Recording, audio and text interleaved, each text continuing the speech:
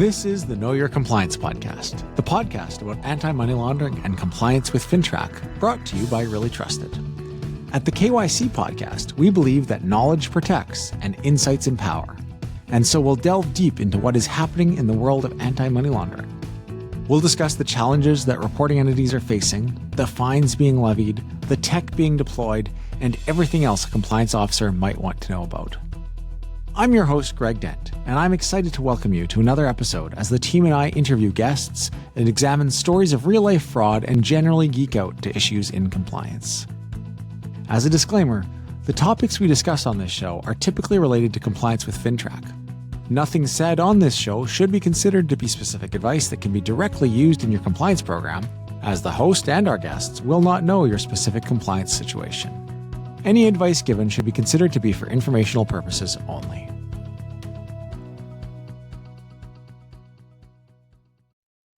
Hello and welcome to another episode of the Know Your Compliance Podcast. I am happy to be back. Today we have a very special guest, Justin Noda from A Better Way Mortgage Group. He is the Chief Compliance Officer. He's certainly, the Chief. Okay, you did put a C in front of there. Good for you. I did. Good. He's the Chief Compliance Officer at A Better Way Mortgage, a large brokerage in BC, and he is one of the people who understands compliance really, really well. And so I thought it'd be an interesting conversation to have with him. We don't always get to talk to people on the mortgage side of things as much who have a wealth of experience and or knowledge about it. And so I thought that would be a great conversation. So Justin, welcome to the show. Thanks, Greg. Appreciate you giving me a chance to come have a conversation with you.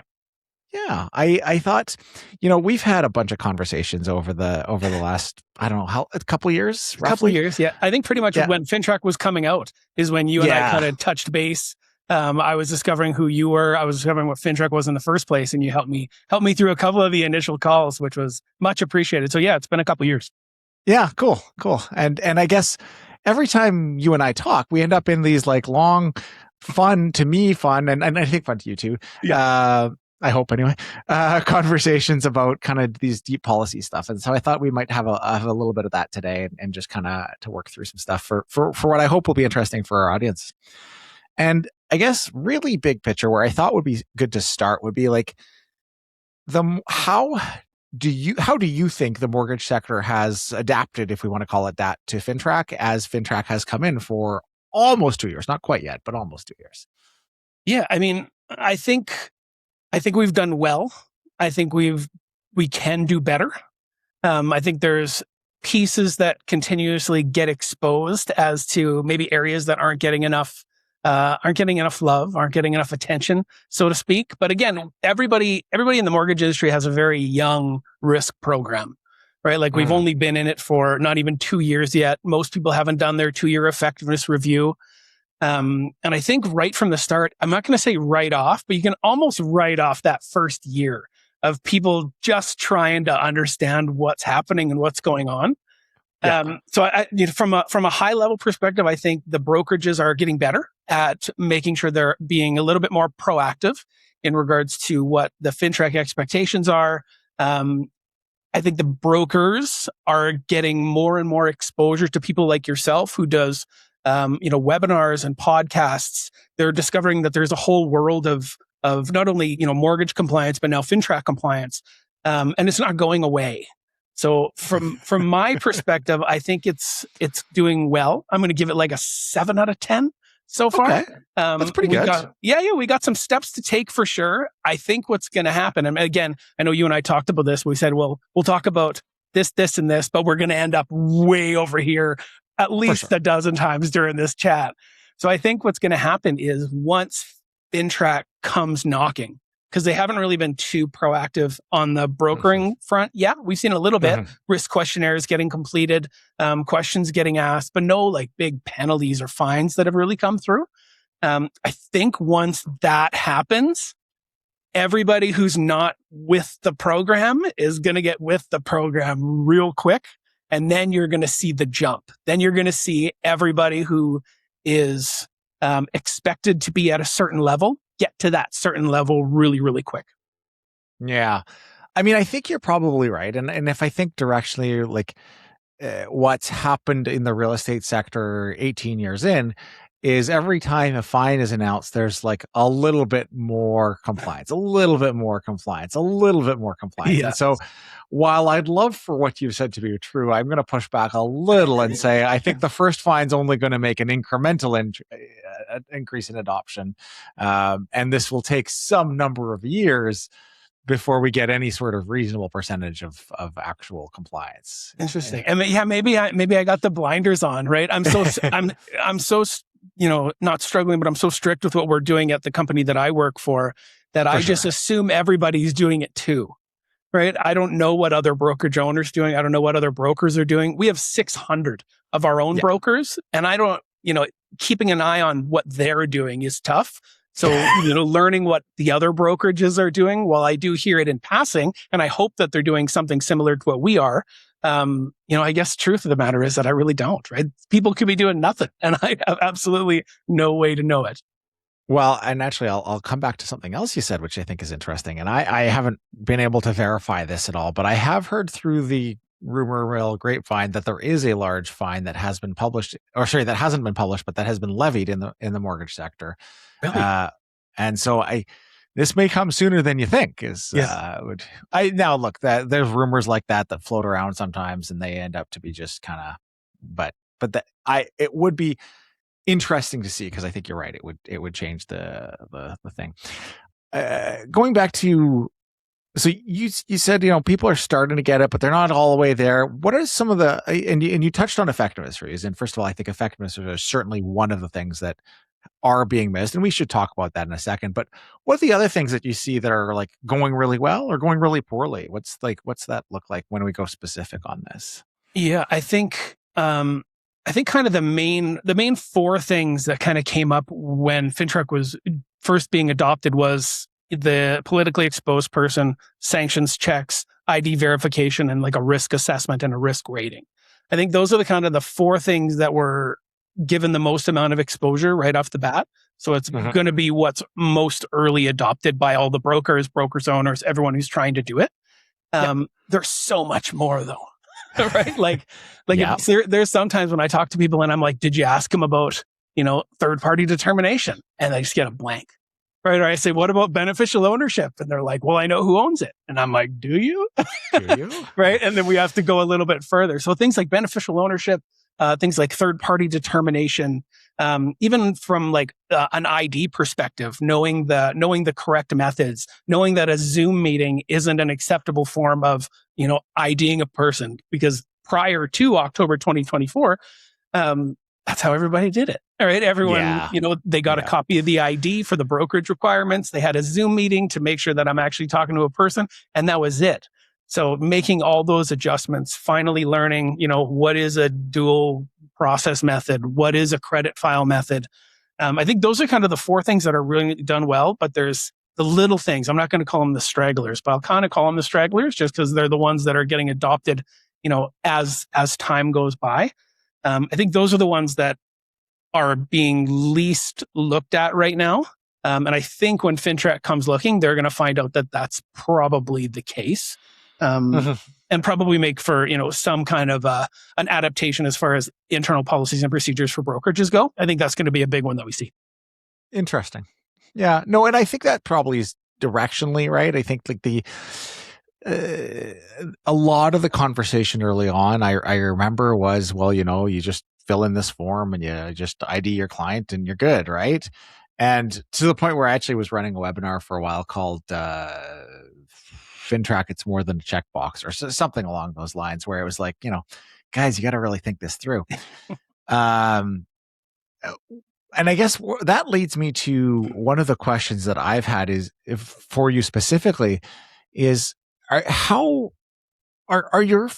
got 600 agents. That's like a reasonably good snapshot of the world, as it were. Are you seeing the level of knowledge on those frontline staff to be making good risk determinations? Like, are you seeing high risk clients? Are those being elevated at a reasonable percentage? Has that message filtered through, do you think? No. Okay. All right. Straight. That was going to be my Yeah. Straightforward. No.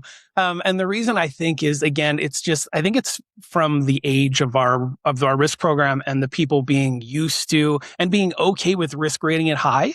There's still a lot of people out there that think if you risk rated it high, then you can't do the deal.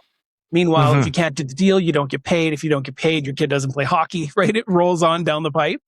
I think, again, I can speak from my perspective. I think there's a good deal of knowledge and even some software that's being put out there right now in regards to being able to help brokers answer questions and then address if you're going to risk rate them high, medium, or low. It's probably not anywhere near the percentages that FINTRAC would want it to be at. I've seen a definite uptick, at least since I arrived at ABW. I've been there for 8 months.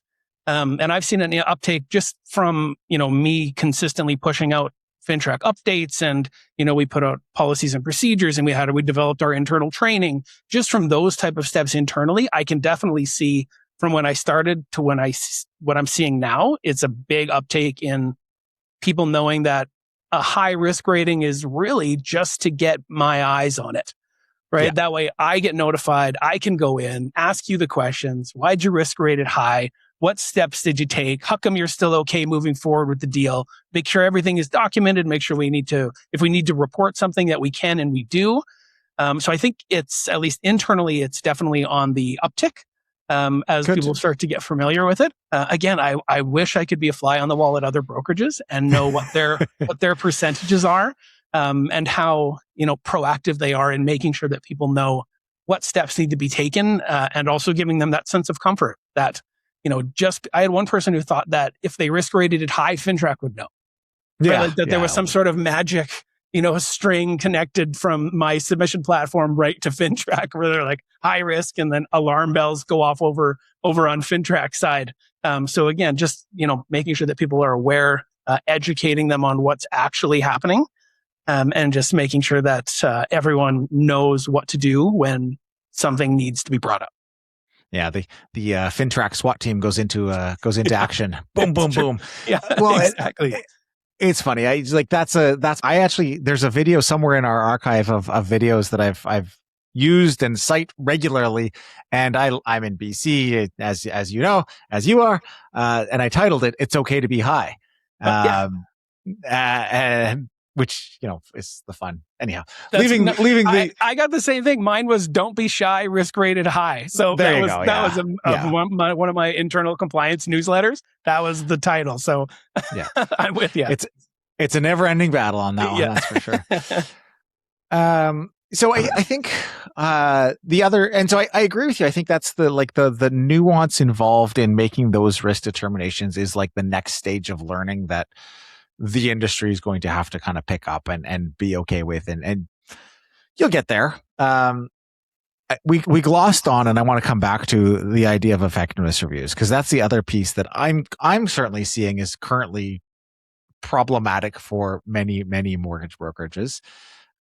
And we've talked at length about that. In fact, where have you seen that? Have you had those conversations? Am I the only one hearing that, or do you think that's the next problem? The next drop, as it were? 100% it is, right? Because again, it's that 2 years ago you got the PEP sanctions ID risk assessment, and everyone tried to learn that.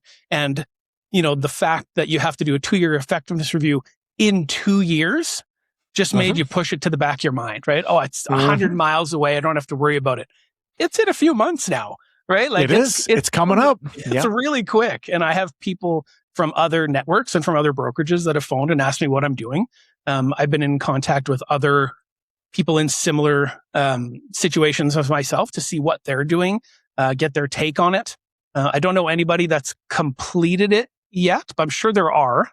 I think it just matters. Again, size matters, right? We have a huge brokerage, so we have to pull, a decent sample out, right? So unfortunately, I can't just pick 10 files and away I go. I don't think that would probably be enough. There's also a lot of myths around if you can do it internally, right? That's come up a lot too, where people say if you're at the brokerage, if you did your own compliance PPM, if you're the one front and center, you need to bring someone externally in to do your 2-year effectiveness review, or it won't be acceptable. So I had a That's lump. too bad. Yeah. So I've had a ton of people who are like, we went out and we asked, a bunch of the shops, your shop, a couple of your competitors, right? Private guys, what that's going to be. Right. And for like someone who's our size, it was like, we got quotes between 15,000 and 45,000. Yeah. So we have brokerages out there that are under that same impression. And whether or not they go through with that, whether they don't, I don't know. Whether they have somebody who is able to do an effectiveness review. I think you and I have touched base on that a while, that there needs to be someone who has enough knowledge about the PCML-TFA to be able to do it if you're going to do it internally. So I think that's where the struggle is going to come from, is either finding, which we don't have, or paying, which we don't have, in order to get it done. So it's an interesting little piece. Yeah, for sure. It's something that, and it's funny because the mortgage sector almost has like caught up with real estate on this one, because real estate I was actually quoted in the Globe in the last week or two around this very topic, around the idea of effectiveness reviews and the idea. And I said, look, like, yeah, you can do it yourself, but when you do, you're kind of robbing yourself of the opportunity to actually check your program. And my fear on that is, yes, it can be a bit of an investment, and 45,000 is insane. I don't know any mortgage brokerage who has those kind of dollars. 15 is still a lot. I'll be fairly candid with you. And we do have ways of making that a little bit better within some of the systems that we've developed. But the missed opportunity of not doing that properly, of not getting someone half qualified to come in and do that for you, unfortunately doesn't hit you until it's too late. When FINTRAC comes and knocking and says, hey, this effectiveness review is garbage, and by the way, your whole program is garbage, and you would have known that had you done a proper effectiveness review, but you didn't even do that. That's a tough conversation to have. So yeah, I agree. I'm gonna loop in something just because it's come up with the 2-year effectiveness review, and that's the kind of existing environment I see in the brokering world right now, where brokerages are looking to merge. Right? Brokerages are saying, you know what? I don't want to do this. I don't have a guy who knows how to do this, or a girl who knows how to do this, or a team who can support this, but I know this other brokerage does. So then those owners chat and some kind of an agreement is made. And now all of a sudden those two brokerages are, underneath one risk program, which is, I'm going to say, a good thing. If it's a good risk program, because now we know they're all underneath somebody who knows what they're doing, and they're being monitored, at a brokerage level. But it's leading to some very interesting little, dynamics that are coming forth. Well, I think so. This is one of the things that I wanted to make sure we talked about, was this idea of consolidation. The trend toward consolidation is driven partially, maybe entirely, I don't know, from because of regulation, and in BC we have the additional regulatory incoming burden of MSA, I guess, Mortgage Services Act.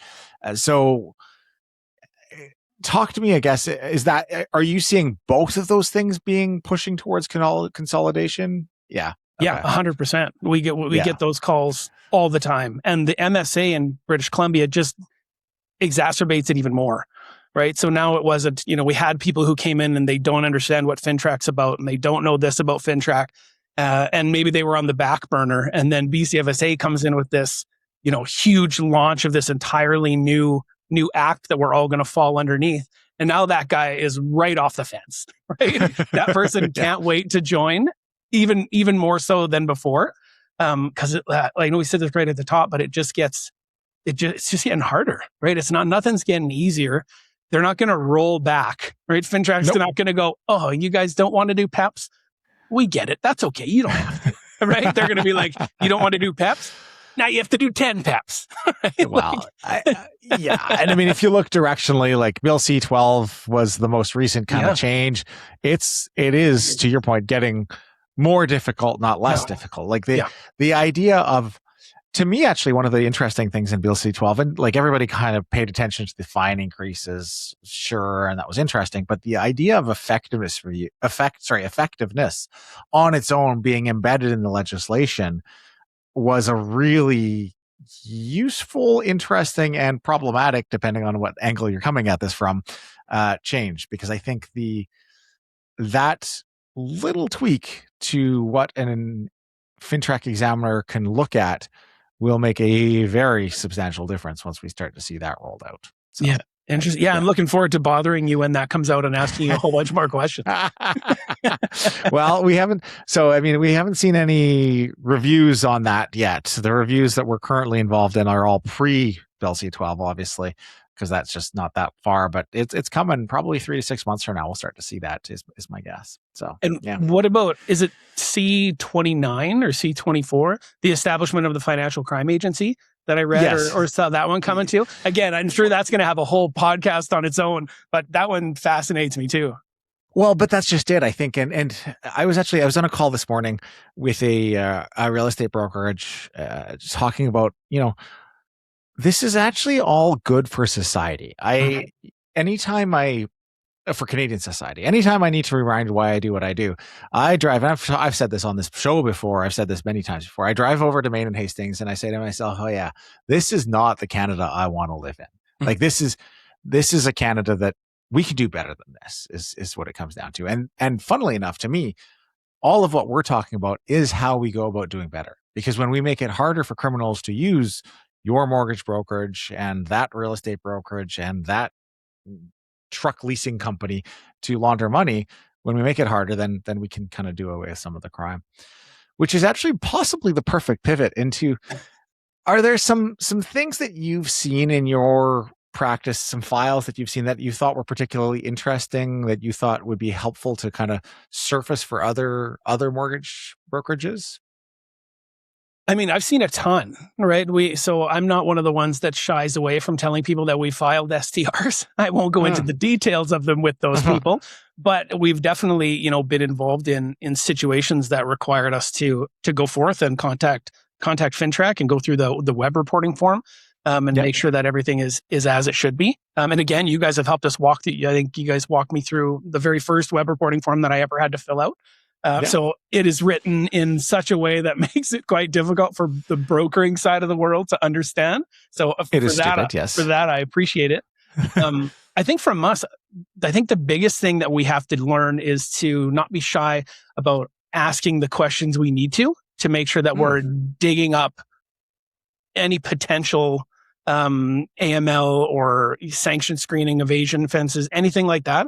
We ask so many questions on the brokering side. We collect so many documents. I think we have a very unique ability to, maybe even if we're starting somebody at, an inherent high, we have enough ability to request documents and actually do a little bit of, I'm not an investigator, but do some enhanced due diligence where we can then end at a residual low, right? So depending on what the PPM shows. So I think making sure that we know what sparks a high, and then what we need to do, what enhanced due diligence the broker is required to perform in order to end at a low. I think that is one thing that brokerages need to push forward a little bit better, just to make sure that, again, I find that we're just in such a unique ability with all the documentation and questions that we can already ask, that we just need to know what to ask. That's kind of where I'm trying to get with this. Yeah, that's interesting, actually. And it was not the insight I was expecting to hear, which is even better. And I appreciate that. But no, that's like, you're absolutely correct. When somebody comes to get a mortgage, it's not unusual to have to put all sorts of personal information into that application. And the beauty of being in that position is that you can then dig a layer or 2 or 3 deeper than most people, without it being particularly weird. In fact, that's super interesting. Yeah. Good insight. What did you think I was going to say? I don't know. I was expecting to hear some sort of, I was expecting to hear some sort of story. Oh, we've found a few people who are clearly trying to launder some money by I don't know, shielding their identity or something like that, which I'm sure you have those as well. We've definitely found a few people trying to conceal their identity. Yeah, no doubt. Yeah. I mean, if you're looking for like interesting stories, we've done everything from, there was a gentleman who assigned a purchase to his daughter before the purchase got to us. The daughter had a different last name than the dad. and wasn't able to provide the correct documentation. The broker brought it to our attention. We did enhanced due diligence, and we're actually, because of like open source searching and adverse media checks, we were able to backtrack and realize that the dad was on the board of a company in Iran who was under sanctions for sending drones to the war in Russia. Cool. So it was like that kind of stuff. You're the only guy I could talk to who says cool. I think that's cool. Yeah. So those type of things, right? They're weird world examples that I know I've heard it 1,000 times with brokers saying, I'm not the police. I'm never going to know this. This is never affecting me. All my clients are great, right? That kind of thing. But this stuff happens, right? This stuff we've dug into it. We've had to file that report, and just think of what would have happened if maybe a realtor that was on that same deal submitted an STR to FINTRAC and we didn't. Right? Absolutely. Then what? You would know more about that than I, and I don't really want to know about it. But what would happen to the broker if they backtracked and they could absolutely see that roadblock that we didn't take the right steps, and something as serious as that was discovered? Again, I don't know what would happen, but I don't really want to find out. I mean, that one's pretty clear cut. If there's a sanctions list involved and it was easy to figure that out as you were able to figure it out, then it's not going to be a comfortable conversation for that person to have with FINTRAC. So. Yeah, exactly. Well, and to my other point, I think it does move the needle forward in terms of making Canadian society better. Like fundamentally, that's what all this is about, right? Like if we can, if we as a society have decided that Global Affairs Canada should have sanctions lists, then we as a Canadian society should use those sanctions lists. And it's like if you disagree with the concept of sanctions lists, that's a conversation you could go have a political thing about that. But at the same time, until it, or as long as it is law, then hey, we kind of got to go with it. That's where society has decided. So fascinating. Cool. So let's go back, if you don't mind going for a few seconds more. I don't want to go too long here, but I would like to know a little bit more about some specifics. We've had a lot of questions about the Mortgage Services Act, and that's just not my thing. PCMLTFA, I get that. MSA, give me the I don't get it all. I haven't read it and I don't intend to. It's just not where I work. So give us like a 3-minute plus or minus a bit primer on what I need to know, and maybe point us to why that's leading to consolidation ultimately, other than what we've already talked about. Yeah. So the MSA is a new act that's coming into force in BC for BC mortgage brokers. It comes into effect October of this year. And it's going to have huge changes. So I've said this in my own podcast, but if you have broker owners, team leaders that are saying it's not going to affect you at all, they are lying to you. So it has huge effects. It's going to really affect how we're able to conduct business. All the disclosure forms are changing.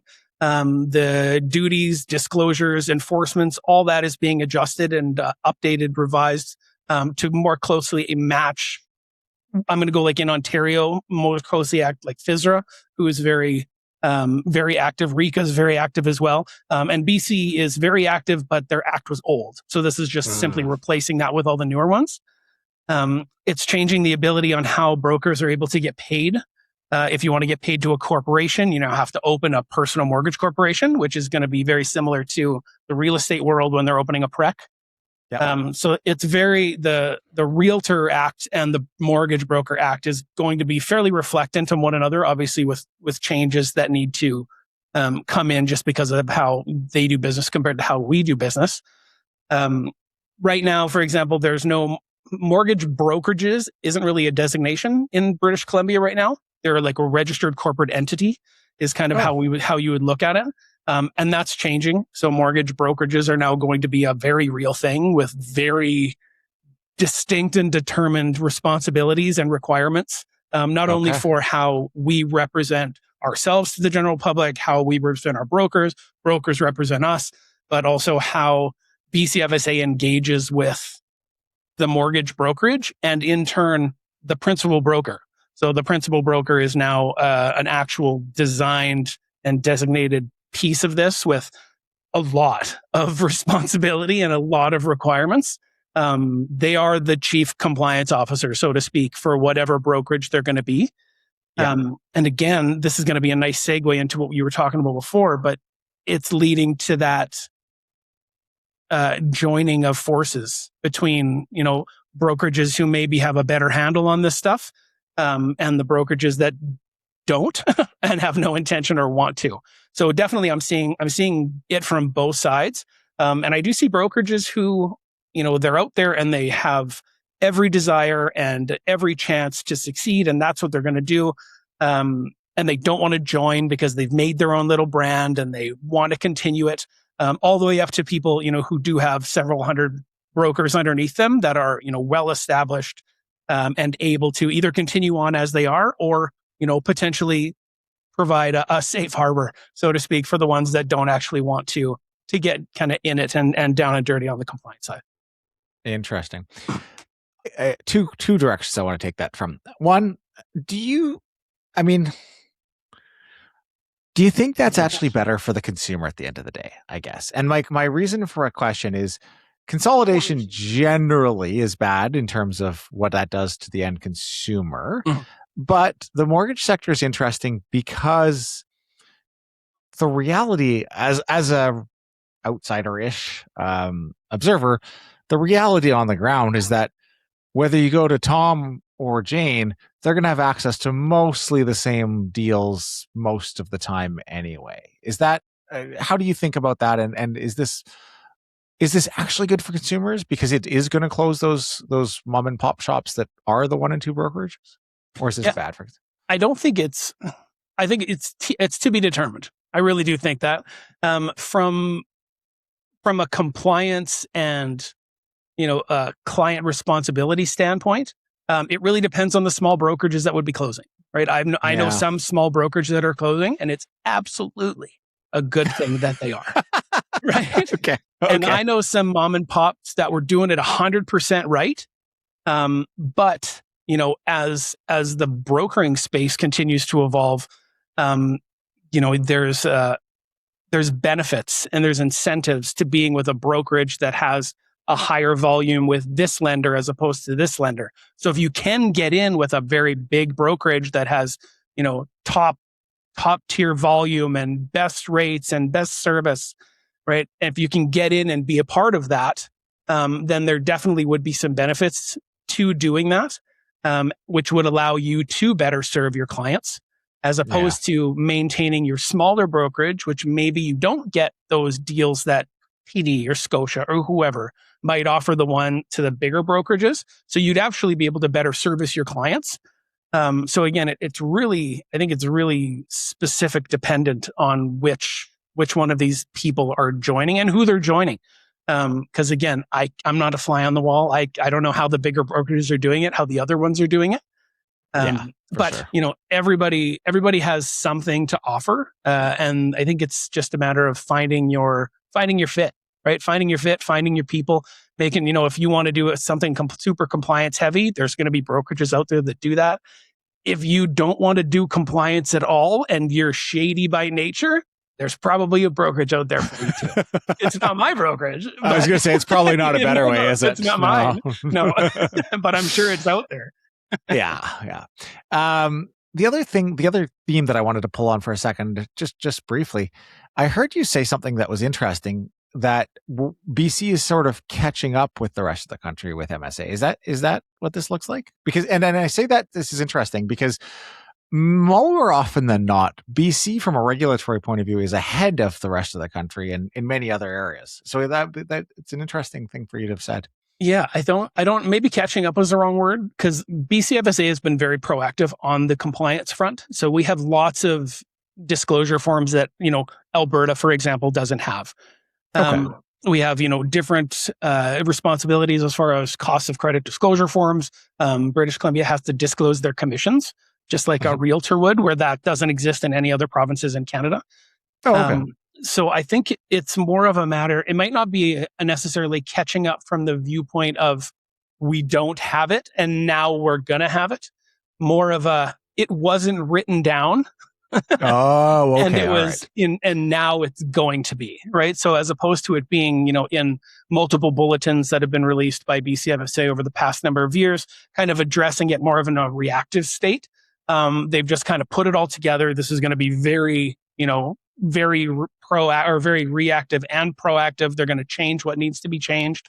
And again, not catching up in regards to how they attack compliance, but just being able to now, back it up and unfortunately or fortunately have people who do color outside the lines, be forced to feel that effect a little bit more than if they didn't do it. Okay. Well, that's actually an interesting way of framing it and fits into my general worldview, which is that what I've always said to people outside of BC is that I live in the future, and I live in the future because what happens here eventually trickles out to the rest of the country. And this has been true from a FINTRAC regulatory point of view. We saw massive fines here 5-6 years ago in the real estate space. We're just now starting to see those fines in Ontario. Why? I don't know. It's the same national regulator, but that's just the way it is. From a real estate licensing point of view, we lost dual agency and self-representation 8 years ago. Well, Ontario just got that in the last 6 months here. So, so the fact that MSA is coming in here is, I guess what I'm hearing you say is we were already doing a lot of things. MSA formalizes that in a way that's probably a little bit more clear and probably easier to regulate. And so it might still be a bit of a warning shot for other provinces across the country that this is what's coming. Yeah. And I think it was interesting because the Mortgage Broker Act, our current regulations that we follow, was done so long ago. And I always compare us to like Jurassic Park, where we found a way. Brokers are going to find a way, right? So we're going to find a way to do business. And we've had all these little like masking tape over top of things in order to make it fit and to make it work. And it worked. It worked for a long time. Clearly, there was some compliance issues and some compliance holes that, needed to be filled by BCFSA. But I think them going the route of the MSA is also them being able to walk that back a little bit and provide more guidance and a little bit more concrete foundation for brokers to then rebuild on.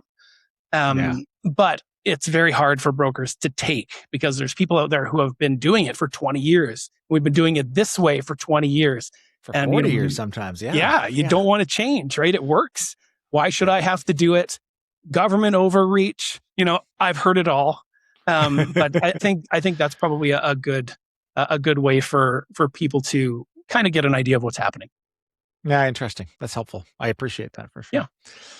Well, Justin, is there anything that you wanted to talk about that we didn't get to today, just in case? No. Like to make that I knew we were going to cover FINTRAC. I knew we were going to touch on MSA.